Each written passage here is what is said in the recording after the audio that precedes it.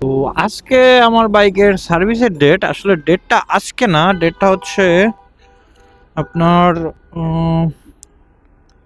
11/2/2026। এখন 11 তারিখ তো বন্ধ সব কিছু, তাই না? তো ওই জন্য আমি চিন্তা করছি আজকে শুক্রবার আছে, আজকে সার্ভিসটা করে আসি। তো চলেন যাই। আর বাইকেও টুকটাক প্রবলেম আমি ফেস করতেছি, প্রবলেম বলতে মেজর না, বাট প্রবলেম তো প্রবলেমই, হোক ছোট হোক বড়। ওয়েট, পেপারটা পকেটে রাইখানি ভালোভাবে, কারণ এইটা হারাই গেলে অনেক প্যারায় পড়তে হবে। চলেন।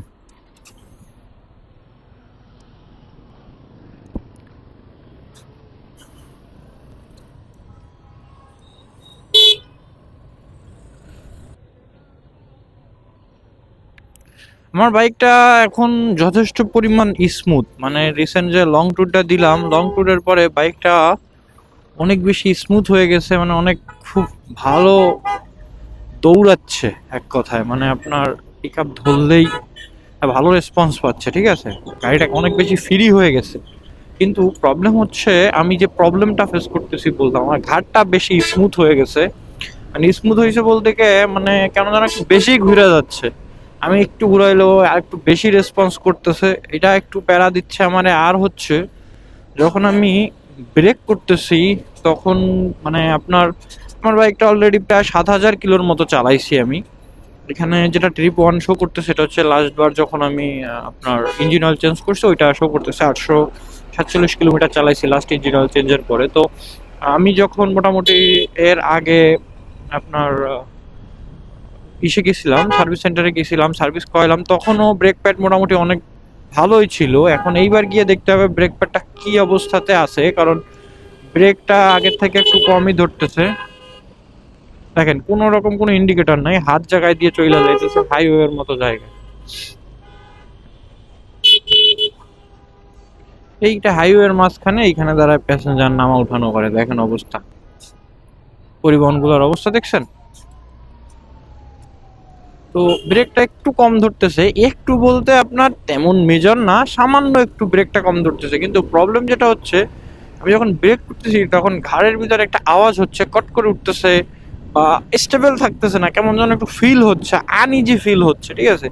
আর এছাড়া বেশি কিছু করব না, বেশি তো আমার আর কোনো প্রবলেম আমি খুঁজে পাই নাই।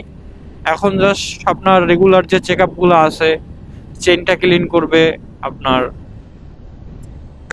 বাইকের ভিতরে আপনার এয়ার ফিল্টারে যদি ময়লা থাকে ওইটা একটু পরিষ্কার করাবো। আর যদি চেঞ্জ তো কিছুদিন আগেই করলাম, হয়তো এখন আর চেঞ্জ করা লাগবে না, পরিষ্কার করে নিয়ে আসলে হয়ে যাবে, ঠিক আছে। আর যদি অন্য কোনো কাজ মনে করেন, যখন সার্ভিস সেন্টারে যাব, ওদেরকে একটা টেস্ট রাইড দিতে দিলে ওরা আবার মনে করেন রাইড দিলে বুঝা ফেলে কোথায় কি সমস্যা আছে না আছে, ঠিক আছে। যদি সেরকম ভালো সার্ভিসম্যানের হাতে আপনি সার্ভিস করাইতে পারেন তাহলে তো ভালোই। এটা আমার ওই, আমি যে সার্ভিস সেন্টার থেকে কাজ করি ওইখানে আমার একটা ছেলের সাথে মোটামুটি ভালোই পরিচয় পরিচয় আছে। আর ও মোটামুটি আমার কাজটা ভালোভাবে কইরা দেয়, আর ওর কাজও ভালো, ঠিক আছে। ওর কাছ থেকেই আমি করাই। তা আমি গিয়ে, এই জন্য আমি সকাল সকাল যাচ্ছি। এখন 9টা 48 বাজে, ওরা মেবি 10টার পরে খুলে সম্ভবত, শিওর জানি না। তবে আজকে ফ্রাইডে তো এই জন্য একটু আপনার সকাল সকাল যাচ্ছি। কেন আপনার সকাল সকাল গেলে কোনো গাড়ি সিরিয়াল না থাকলে সর্বপ্রথম আমারটার কাজ করাই নিয়ে আমি চলে আসবো, ঠিক আছে। আর রিসেন্টলি আবার লং ট্যুর দিতে হবে, নিজেদের গ্রামের বাড়ি যাইতে হবে, কারণ সবাই তো জানেন নির্বাচন চলে আসছে খুব ক্লোজে, সবাই যাইতে হবে ভোট দিতে কম বেশি। তো যে কারণবশত আপনার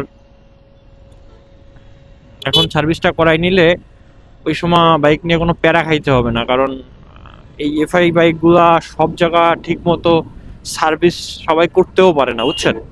যে কারণে আপনি যদি ভালো টেকনিশিয়ান দিয়ে কাজ করান, বাইকও ভালো থাকে, বাইকের পারফরমেন্সও ভালো হয়, সবকিছু মিলায় একদম বেস্ট, ঠিক আছে। অলরেডি আমি সার্ভিস সেন্টারে চলে আসছি। আর সার্ভিস সেন্টারে আইসা সর্বপ্রথম আমার বাইকটা র্যাম্পে উঠাইয়া আমার বাইকটার ভিতরে যে ময়লা আছে, মানে কিটগুলো খোলার পরে যে ময়লাগুলো আছে, এই ময়লাগুলো সর্বপ্রথম এয়ার প্রেশারের মাধ্যমে সরাই নিচ্ছে। কারণ কাজ করার সময় বাইকে ময়লা থাকলে দেখতে খারাপ লাগে। তো আমি যেহেতু বলছিলাম আমার বাইকে সামনে ব্রেক করলে কেমন যেন একটু প্রবলেম করতেছে, তো ভাই টেস্ট রাইড দিয়ে আসার পরে বলে যে আমার বল রেসারটা হয়তো বা কোনো ঝামেলা হয়েছে, ওইটা খুইলা দেখতে হবে। তো সর্বপ্রথম আইসাই আমার সর্বপ্রথম সামনের যে ঘাটটা আছে ওইটা খুলছে, এবং খোলার পরে দেখে যে বল রেসার, আমি যেহেতু বাইকটা প্রায় সময় মোটামুটি অল্প কিছুদিন পর পর ওয়াশ করে, আর ওয়াশ করার কারণে ওই পানিগুলো ভিতরে যাইতে যাইতে অবস্থা খুবই খারাপ। যদিও আমার বল রেসার চেঞ্জ করা লাগবে না, এইটাই গ্রিজিং করে চলবে। বলতেছে যে ভাই এটা গ্রিজিং করে দিলে আপনি আবার চালাইতে পারবেন, 7,000 কিলো চালাইছেন, আরও 5-7,000 কিলো চালাইতে পারবেন, এরপরে চেঞ্জ করলে হবে। তো সবগুলা সুন্দরভাবে আগে খুইলা নিচ্ছে আর আমার দেখাচ্ছে, ভাই দেখেন কি অবস্থা হয়েছে।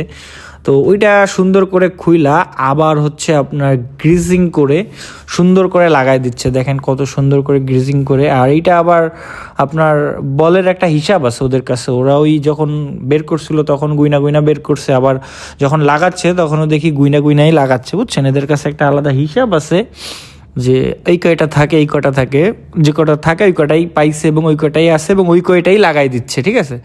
আর খুব সুন্দর করে লাগাই দিচ্ছে। তো লাগানোর সময় বলছে ভাই যে এইটা লাগানোর পরে হয়তো 1 সপ্তাহ 10 দিন পরে ঘাটটা একটু টাইট হয়ে যেতে পারে, অথবা একটু বেশি লুজ হয়ে যেতে পারে, আবার একটু আইসেন, যদি লুজ হয় তাহলে টাইট করে দিবে, আর যদি টাইট হয় তাহলে লুজ করে দিবে।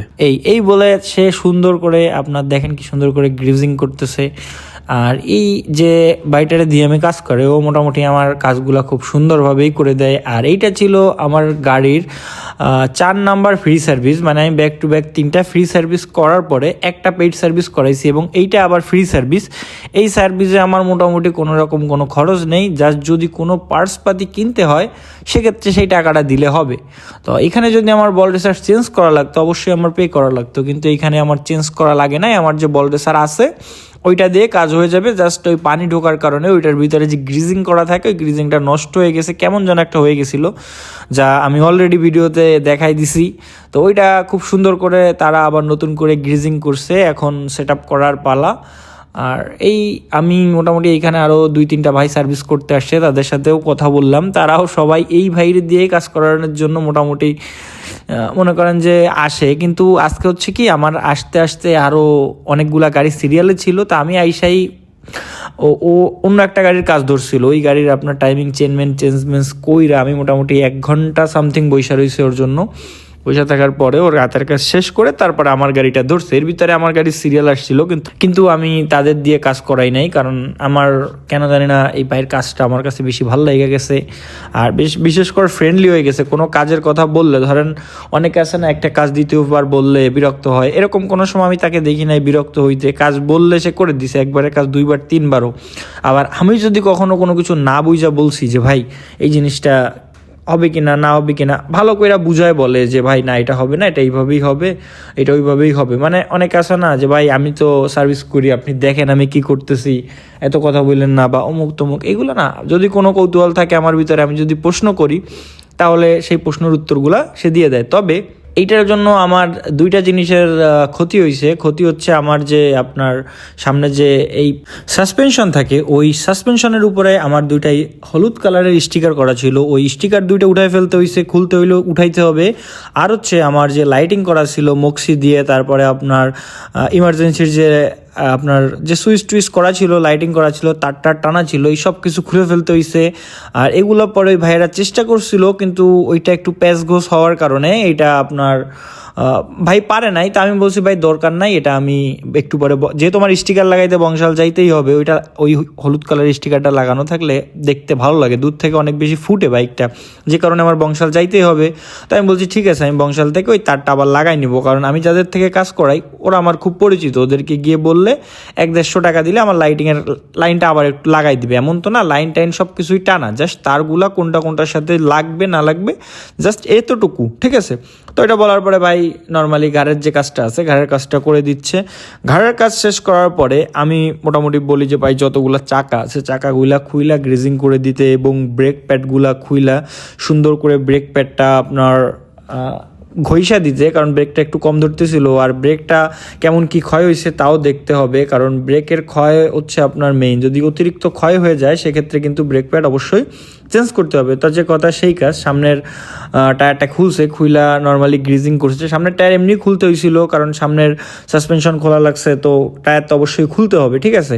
তো টায়ার খোলার পরে আপনার হচ্ছে গিয়ে আপনার যে ব্রেক প্যাডটা আছে, ব্রেক প্যাডটা দেখা বলে যে না, ব্রেক প্যাড চেঞ্জ করতে হবে না, ব্রেক প্যাডের যে কন্ডিশন আছে আরও মোটামুটি 2-3 হাজার কিলো চালাইতে পারবো, আরও যদি আমি চালাই আরও বেশিও চালাইতে পারবো। তারপর হচ্ছে আপনার আমার বাইকে মোটামুটি খুঁটিনাটি যা যা আছে সব কিছু ওরা খুইলা দেখা মোটামুটি আমার মানে যদি কোনোটা চেঞ্জ করা লাগে বলছি যে ভাই চেঞ্জ করব, কিন্তু আপনি পারফরমেন্সে যেন কোনো ঘাটতি না হয়। তারপরে আমার যা যা আছে সব কিছুতে যদি কোনোটায় ময়লা হয়েছে, ময়লা পরিষ্কার করে দিছে, কারণ আপনার কোনোটা এমন হয় নাই যেটা ড্যামেজ হয়ে গেছে চেঞ্জ করতে হবে, জাস্ট পরিষ্কার করে ফেললেই সব ঠিকঠাক হয়ে যাবে তারা বলতেছে। এই জন্য খুইলা সুন্দর করে সব কিছু পরিষ্কার করে গ্রিজিং করে দিচ্ছে। এছাড়া আমার যে চেনটা আছে, চেনে আমি মধ্যেখানে কিছুদিন মোবিল ইউজ করছিলাম, আর মোবিল ইউজ করার কারণে চেনে অনেক বেশি ময়লা জমছিল, ওই ময়লাটাও মোটামুটি ক্লিন করতে হবে।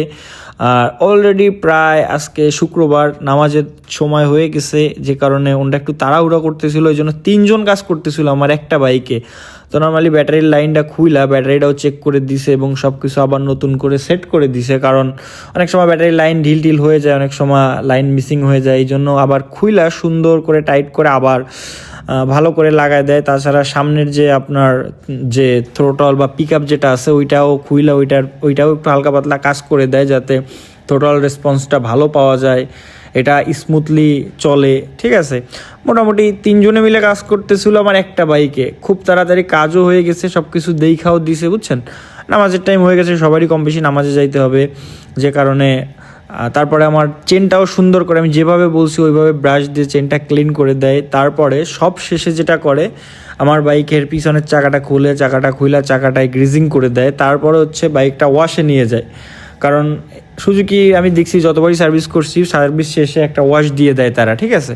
আর এই জিনিসটা ভালো লাগে, যখন কাজবাজ শেষ করে বাইকটা ওয়াশ দিয়ে দেয়, বাইকটা একদম নতুনের মতো হয়ে বের হয়ে আসে, আর এটা দেখতেও ভালো লাগে ভাই। যখন আপনি দেখবেন তখন আপনি আসলে বুঝতে পারবেন বিষয়টা। দেখেন ওয়াশ করতেছে, আমার বাইকটা ওয়াশে নিয়ে গেছে, এখন হচ্ছে আমার সব কাজ শেষ। তারপর আমি বংশাল চলে আসি লাইটিংয়ের কাজটা করাইতে, আর বংশাল থেকে লাইটিংয়ের কাজটা শেষ করে এরপর আমি বাসায় চলে আসি। এই ছিল আজকের ভিডিও।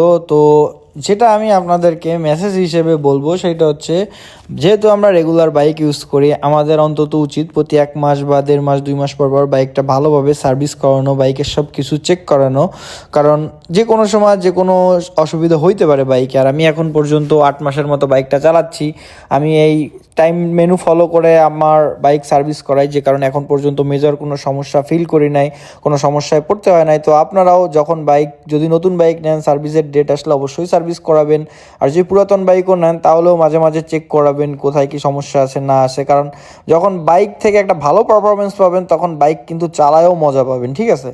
তো আজকের ভিডিও এই পর্যন্তই। যদি আপনারা চ্যানেলে নতুন হয়ে থাকেন অবশ্যই সাবস্ক্রাইব করে দিয়ে, আর যদি পুরাতন ভাই ব্রাদার হন লাইক করবেন, কমেন্ট করবেন, আর অবশ্যই জানাবেন আপনাদের যদি কোনো রকম কোনো প্রশ্ন থাকে জিক্সার এফআই এবিএস রিলেটেড, আমি আপনাদের সাথে সাথে রিপ্লাই করব, কারণ আমি মোটামুটি সকাল 8টা থেকে আমি রাত 12টা পর্যন্ত অ্যাক্টিভ থাকি। এর ভিতরে মেসেজ দিলে অবশ্যই আপনাদের রিপ্লাই করে দিব, আর যদি এর বাইরেও দেন সমস্যা নেই, পরদিন সকাল উঠে আবার রিপ্লাই করে দিব। তো দেখা হবে পরবর্তী ভিডিওতে, ততক্ষণ পর্যন্ত সবাই ভালো থাকেন, সুস্থ থাকেন, আর সেফলি রাইড করেন।